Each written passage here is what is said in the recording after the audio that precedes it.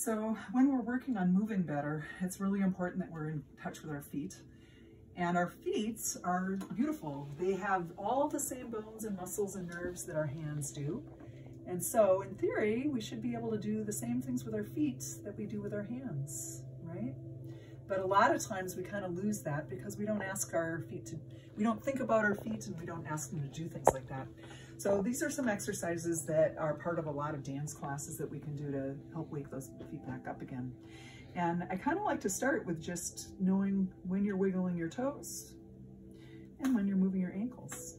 It's kind of two different things. So let's just do that in sequence. We'll do toes.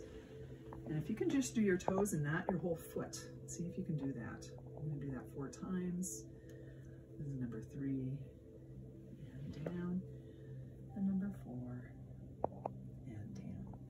Then let's do the same thing, but we're going to lift our whole foot up, meaning we're going to be moving at our ankles. So the whole foot up and down and up and down and up and down and up and down. Now let's do a little something with our ankles moving the opposite direction. Let's just lift the arches of your feet off the ground, lift your heels off the ground and down and up and down and up. And I'm kind of pressing the balls of my foot into the ground while I do this, right? So I'm trying to keep my toes connected to the ground and just lift my heels and down.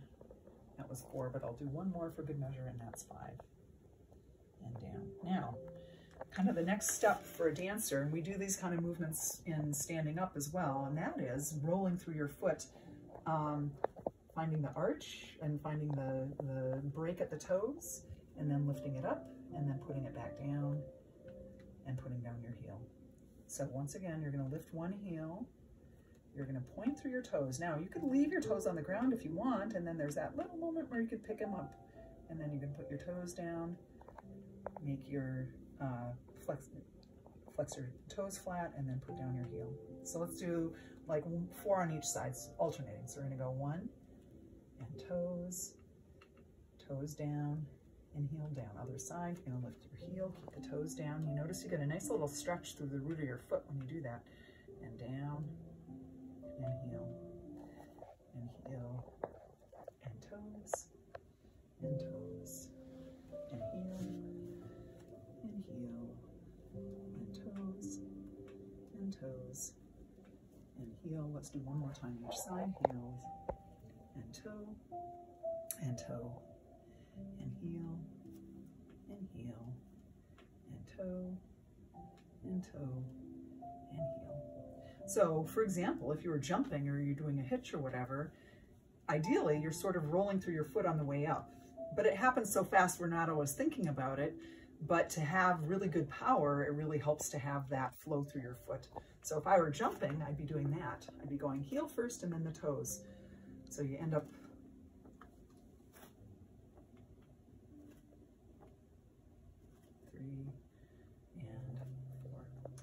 So a nice little exercise to work on is starting off with a lifting and lifting and lifting, just to get everything, get knowledge of the separate pieces of your foot, and then to do a little bit more formal roll through and down again. And then finally work your way up to, so that you could hop. And then if you wanted to, we could also do what we did sitting on the floor, which is if I scoop my bottom forward on the chair a little bit, I can kind of slide my foot out and in. And I really like that because it gives me a chance to let my foot mold to the ground. Now, in our hunter-gatherer forebears, that being able to mold to the ground is really important. And you could imagine if you were walking barefoot in grass, for example, that ability to let that foot mold to the surface is super important. And even though we don't have to do that in the same way nowadays because we're wearing shoes and we're on concrete, having that ability through our feet really gives us a lot of body awareness from the ground all the way up. And having that ability to go from the ground up, connection to the ground and up, is super important. The one thing I'll say about this is if you're on a sticky surface, like this yoga mat is kind of sticky, it's a little bit hard to do. You might want to try this with socks on. So that's actually important. I like that you can see my feet, but if you have socks on, some of that sliding stuff is easier. So.